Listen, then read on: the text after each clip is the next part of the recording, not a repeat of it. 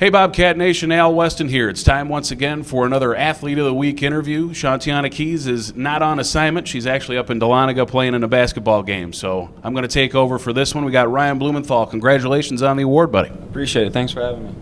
Great big week for you, and we had some success. Played 3 games this week, won 2 out of the 3, and you had great performances in all 3. Let's start with that Clark-Atlanta matchup. Did most of your damage from the free throw line. Tell me a little bit about it. It kind of slowed down in the second half with all those fouls. I was just trying to be real aggressive. I was actually real nervous being the first home game of the year, so I felt like I could get to the line, knock a few free throws down, and everything would be smooth sailing from there.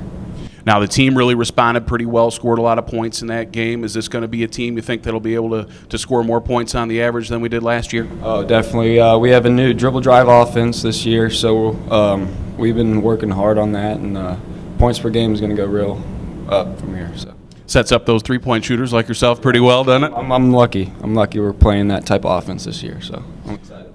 All right, so let's look into Friday. Unfortunately, a loss, but it was in triple OT, and it was a heck of a ball game. I know you hit a big 3 towards, I think, the end of regulation maybe.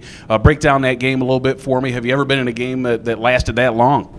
I was tired after, to say the least. 3 overtimes.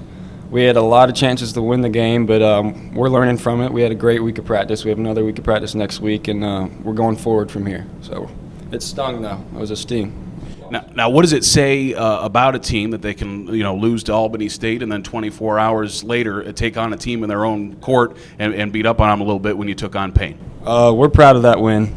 We had to go in Payne. It was at Payne, their home crowd and everything, and we come out with a victory Saturday. And I think it just tested our gut, a lot of strength, and we were proud of that win. So. Tell me a little bit about that Payne matchup. It looked like the three-point shot was working a little bit better for you. That was probably your best effort from long range so far this year.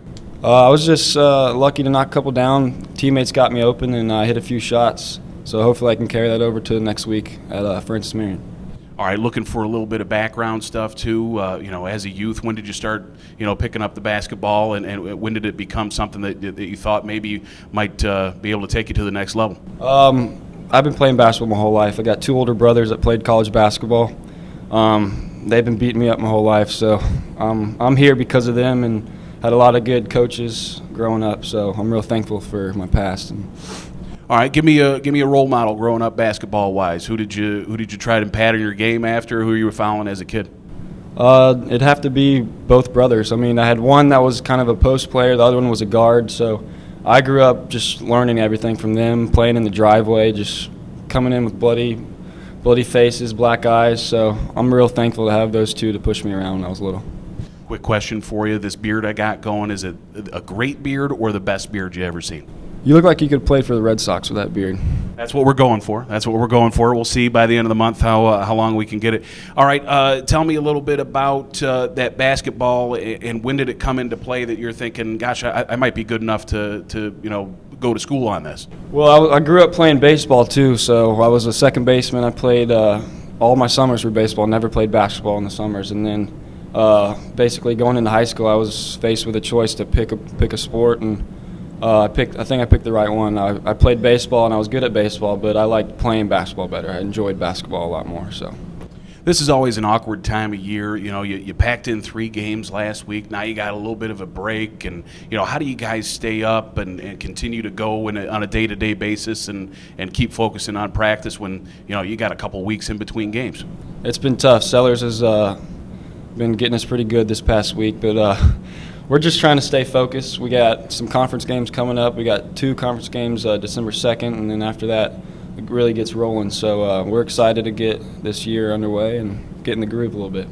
All right, so we've got those conference games December 2nd. That's going to be up at Francis Marion. I know we also have a trip down to Georgia Southwestern, so stay tuned to gcbobcats.com for all the links for live stats and video at those 2 places. Also return to home, I believe it's the 16th, to take on Anderson in a doubleheader as well. Ryan, tell me where you think this team might be able to go this year. Sky's the limit. We work hard every day. This is probably the most hardworking team I've been a part of. The mindset is a lot different from last year's team. So it's about right here and how hard we work every day. All right, folks, there you hear it from Ryan Blumenthal himself. A great week for him individually and a great week for the squad, picking up 2 wins in 3 games. For Al Weston, Ryan Blumenthal for the Athlete of the Week interview.